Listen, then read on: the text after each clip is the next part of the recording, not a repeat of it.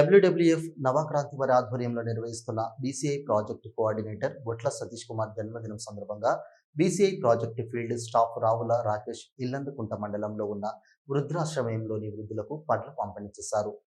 ఈ సందర్భంగా రావుల రాకేష్ మాట్లాడుతూ ప్రాజెక్టు ద్వారా వందల మందికి పైగా నిరుపేద మధ్యతరగతి యువతి యువకులకు ఉపాధి అవకాశాలు కల్పిస్తూ వారి కుటుంబాలు ఆనందంగా ఉండడానికి కారణమన్నారు. వారు ఇలాంటి జన్మదిన వేడుకలు మరెన్నో జరుపుకోవాలని మరియు ఆయురారోగ్యాలతో ఉండాలని కోరుకున్నారు. పండ్ల పంపిణీ అనంతరం వృద్ధులు జన్మించిన శుభాకాంక్షలు తెలియజేయడం జరిగింది.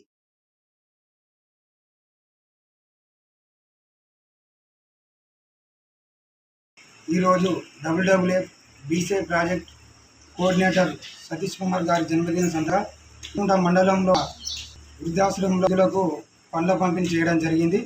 వారు బీసీఐ కోసం ఎంతో కష్టపడుతూ నాసొంటి చదువుకున్న నిరుపేద యువకులకు వందల మందికి ఉద్యోగావకాశాలు కల్పించిన గొప్ప వ్యక్తి.